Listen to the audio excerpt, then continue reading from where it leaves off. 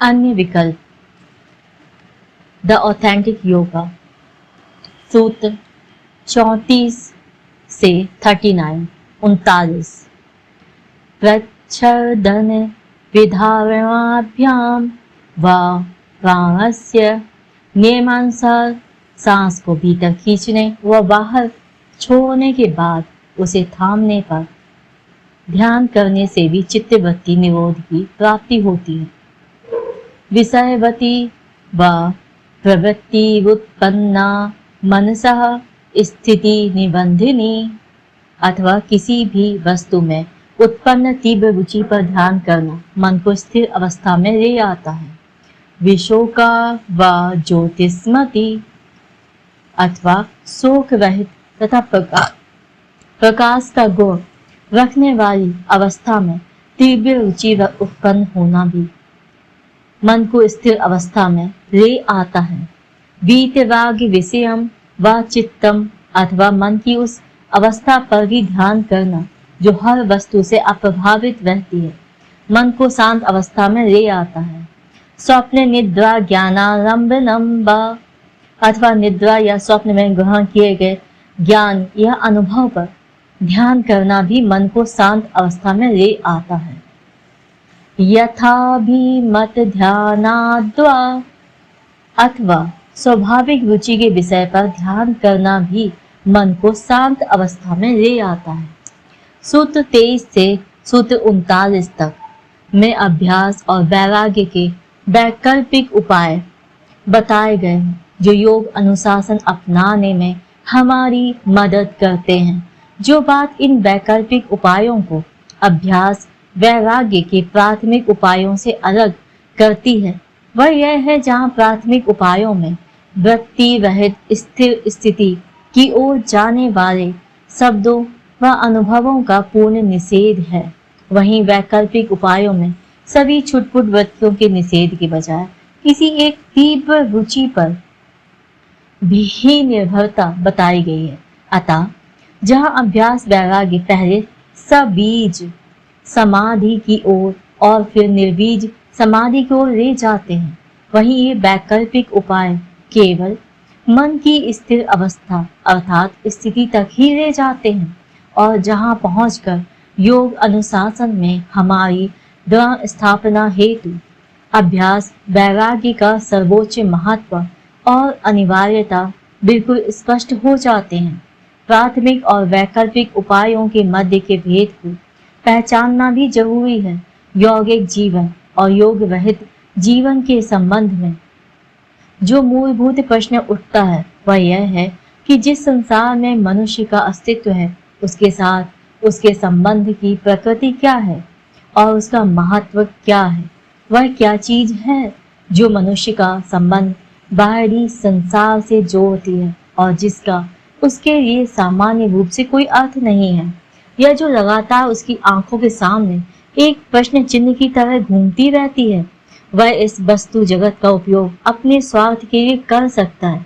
वह अपने अहम केंद्रित स्वार्थ के लिए बाह्य संसार के अनुचित लाभ उठाने के और अधिक प्रभावी उपायों की खोज कर सकता है तथा अपने मन में यह आशा या भरोसा भी रख सकता है कि प्रकृति के इस संसार के समस्त क्रम पर अपना प्रभुत्व स्थापित करने हेतु अधिक से अधिक प्रभावी उपायों की खोज करना ही मनुष्य के सामने एकमात्र खुला मार्ग है।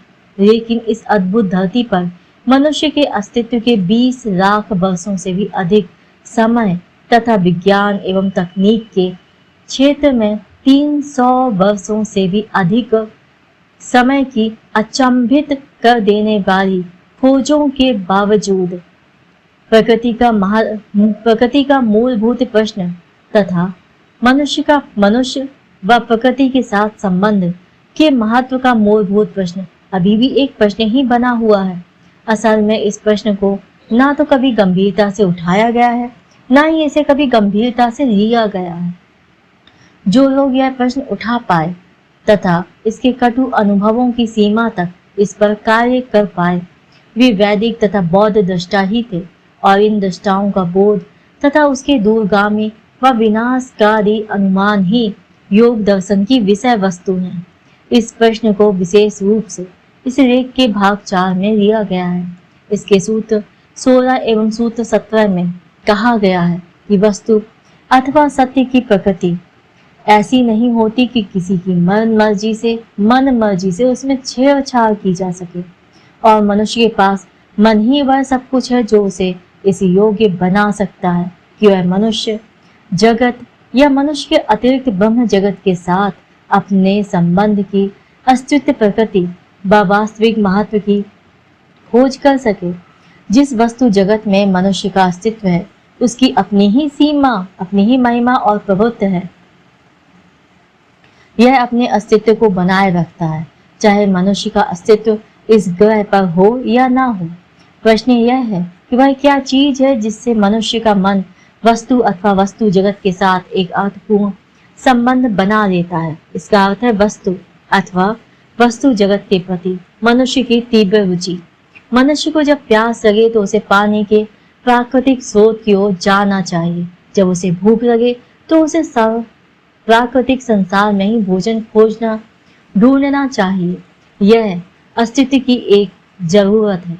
जब एक मनुष्य आत्महत्या ही ना करना चाहे, इससे बचा नहीं जा सकता। और यदि वह इस घातक विकल्प को चुनना ही चाहता है, क्योंकि जन्मजात स्वतंत्रता के कारण यह विकल्प भी उसके सामने निश्चित ही मौजूद है, तो फिर सारा खेल ही खत्म हो जाता है।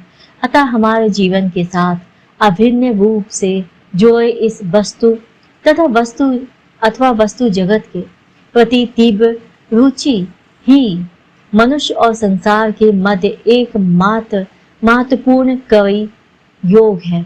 इस प्राकृतिक कवि की प्रकृति एवं महत्ता जानने से इस धरती पर और इस विशाल एवं असीमित ब्रह्मांड में मनुष्य के अस्तित्व का कारण ज्ञात हो सकता है। इस मूलभूत जांच में तीव्र रुचि न होने से अन्य प्रकार की जांच, जिनका इससे कोई संबंध नहीं है, किसी न किसी प्रकार की भ्रांति पर जाकर ही समाप्त हो जाएगी। अतः योग कहता है, क्योंकि वस्तु में प्रकृति प्रदत्त तीव्र रुचि मनुष्य के जीवित बने रहने के लिए जरूरी है। अतः मनुष्य के इस संसार के साथ संबंध की प्रकृति एवं महत्ता को जानने के लिए मनुष्य की जांच की मूलभूत विषय वस्तु भी यही होना चाहिए। वस्तु में इस तीव्र रुचि पर ही मनुष्य का कुछ भी अनुभव करना अथवा जानना निर्भर करता है। ऐसी तीव्र रुचि की अनुपस्थिति में जो अस्तित्व द्वारा ही नियत है, किसी भी वस्तु के बारे में कुछ जानना या अनुभव नहीं किया जा सकता, जाना या अनुभव नहीं किया जा सकता। वस्तु में मनुष्य की तीव्र रुचि होने या न होने पर ही वस्तु रूप में इस संसार का जानने योग्य होना अथवा न होना निर्भर करता है। अब यह स्पष्ट हो जाना चाहिए कि क्यों इस वस्तु जगत के साथ मनुष्य के संबंध की प्रकृति एवं महत्ता समझने हेतु योग उसका मार्ग ध्यान दर्शन की शुद्धता और स्पष्टता की परम आवश्यकता की ओर आकर्षित करता है। और दूसरी बात यह है कि योग इस अन्य तत्व संबंधित मूल तथ्य की ओर मनुष्य का ध्यान इसलिए आकर्षित करता है क्योंकि दर्शन की ऐसी शुद्धता और स्पष्टता तभी संभव है जब मनुष्य का मन अपनी सभी प्रकार की अंधी, स्वयं को धोखा देने वाली एवं आत्म विनाशी वृत्ति सारूप्यताओं से मुक्त हो जाए। अतः सूत्र कहते हैं कि मन को उस स्थिर अवस्था स्थिति में लाने के दो उपाय हैं और केवल उनमें रहकर ही भीतर और बाहर का बोध अपने वास्तविक अस्तित्व में संभव हो सकता है। स्वतंत्र रूप से और प्रयास रहित होकर चुनाव न करने का विकल्प चुनना, जो स्वाभाविक रूप से अभ्यास एवं वैराग्य की ओर ले जाता है। छुटपुट सभी वृत्तियों का निषेध करते हुए किसी भी वस्तु में किसी भी प्रकार की तीव्र रुचि पर ध्यान करना। यह बात नोट कर लेनी होगी कि पहला और प्राथमिक उपाय भी वस्तु में तीव्र रुचि पर छुटपुट अभिव्यक्तियों का निषेध करते हुए किसी भी वस्तु में किसी भी प्रकार की तीव्र रुचि पर ध्यान करना। यह बात नोट कर लेनी होगी कि पहला और प्राथमिक उपाय भी वस्तु में तीव्र रुचि पर आधारित है, लेकिन यह रुचि किसी पर निर्भर नहीं है। जबकि दूसरा उपाय किसी न किसी वस्तु में तीव्र रुचि पर निर्भर है। दोनों ही मामलों में यह वस्तु में तीव्र रुचि ही है जो मनुष्य को वृत्ति स्वरूप के नहीं बल्कि अस्तित्व स्वरूप के भाव में वस्तु जगत से जोड़ती है। वस्तु में तीव्र रुचि तथा एक वृत्ति में अंतर है। वस्तु में तीव्र रुचि में पूरा मन शामिल होना होता है, जबकि वृत्ति का अर्थ भीतर मौजूद पसंद और नापसंद से प्रेरित होकर या मस्तिष्क कोशिकाओं पर पड़ी पुरानी छापों से या फिर वर्तमान में कुछ देखने या अनुभव करने पर मन के सक्रिय होने से चित्त में रह रहकर तरंगों का उठना है। यह वस्तु में अस्तित्व द्वारा निर्दिष्ट तीव्र रुचि तदुपराग ही है जो योग दर्शन की विषय वस्तु को बनाती है।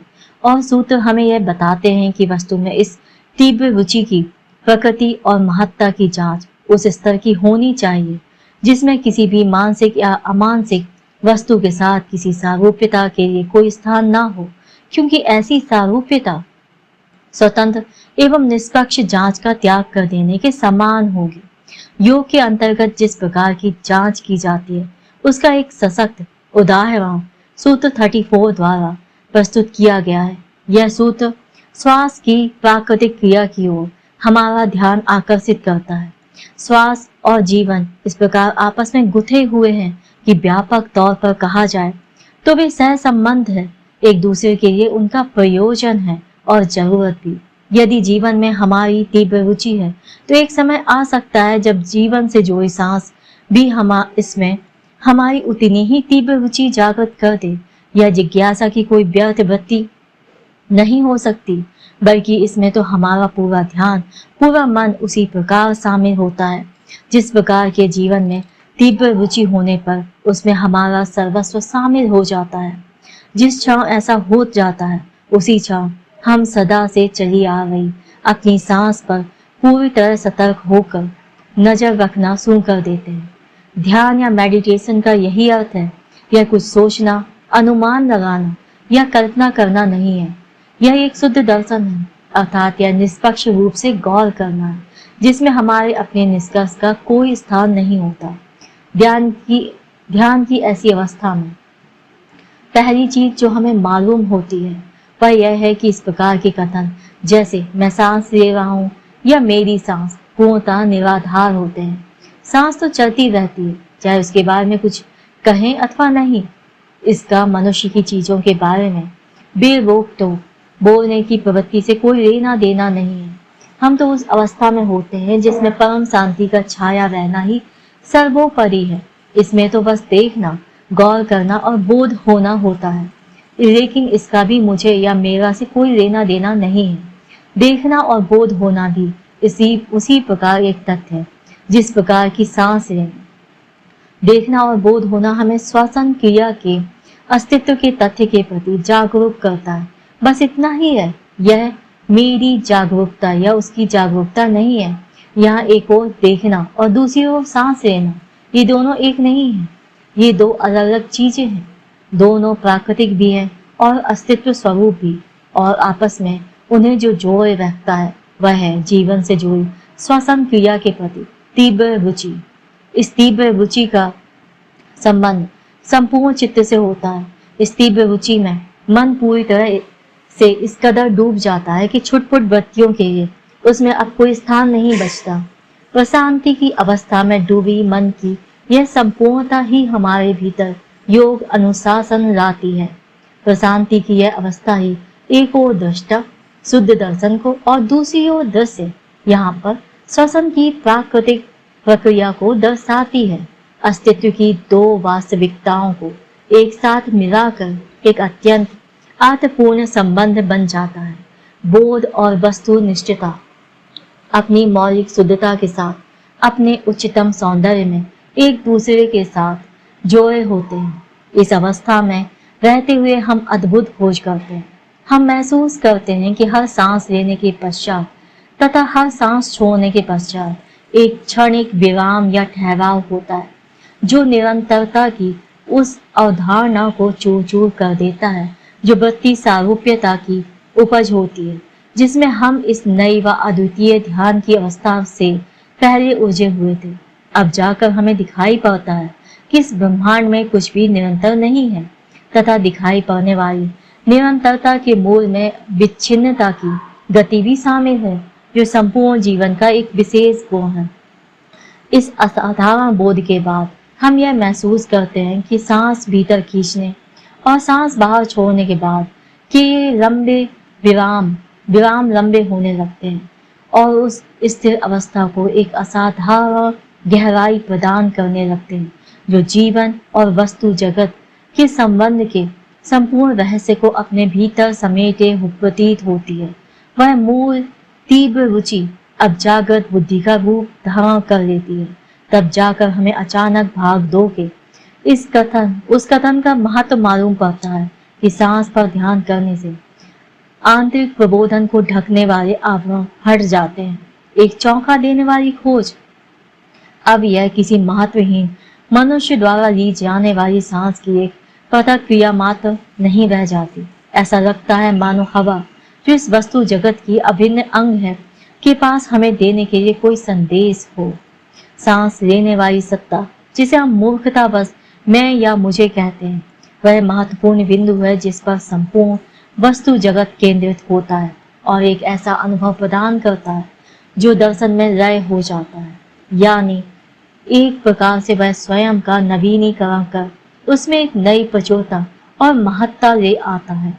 यह ऐसा है मानो पल पल कोई ऐसा लेन देन चल रहा हो जिसमें देखने और अनुभव करने के लिए ना तो समय का, ना स्थान का और ना ही परिस्थिति का कोई औचित्य प्रतीत होता है। यह दृष्टा एवं दृश्य के मध्य एक महत्वपूर्ण, गतिशील एवं अर्थपूर्ण पर्यावरणीय संतुलन है। अतः शुद्ध बोध की वास्तविकता के साथ एक पर्यावरणीय महत्व भी जुड़ा है। इसीलिए वैश्विक प्रदूषण के रूप में पर्यावरणीय असंतुलन को, जो पृथ्वी पर जीवन के लिए एक खतरा बन रहा है, असल में हमारे बोध में दोष तथा मन के पागलपन के परिणाम के रूप में देखा जाता है।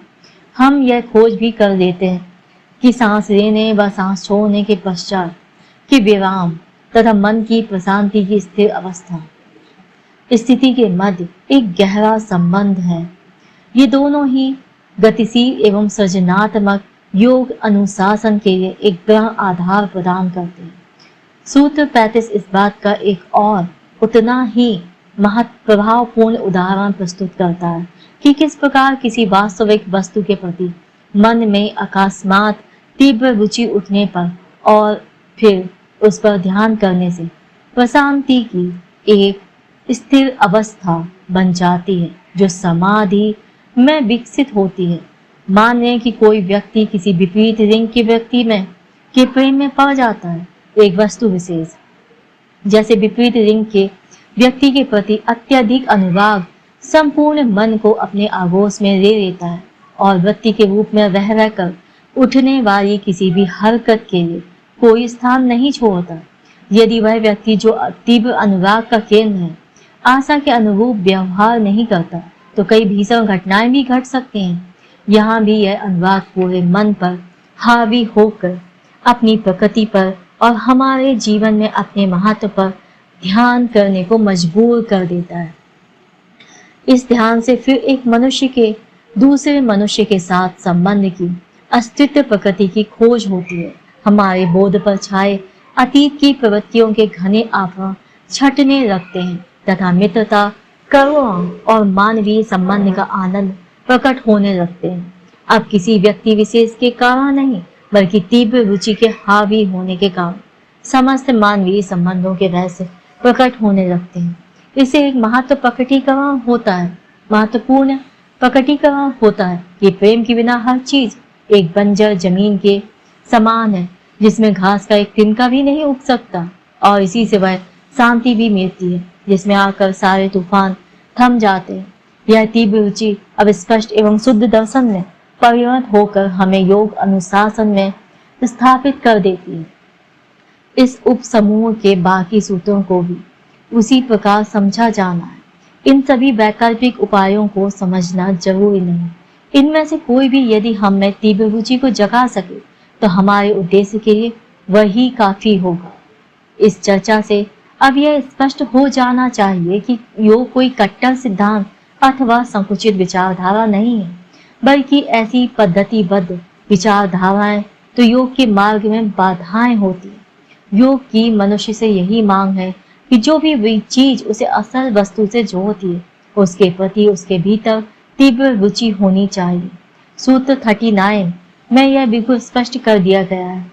तीव्र रुचि जरूरी है, क्योंकि इसके बिना मनुष्य तथा इस वस्तु जगत के साथ मनुष्य के संबंध की, अस्तित्व प्रकृति की अहम खोज के लिए कोई वास्तविक आधार नहीं रहेगा। वे मनुष्य जो किसी असल वस्तु के लिए तीव्र रुचि ही उत्पन्न नहीं कर सकते, उन्हें दुर्भाग्यवश मनुष्य जाति के स्तर से कुछ नीचे का ही दर्जा दिया जाना चाहिए। वे मनुष्य जीवन रूपी सागर में लकड़ी के रट्ठों की भांति कभी इधर तो कभी उधर हवा के थपेड़े खाते हुए जीते रहेंगे। Thank you very much.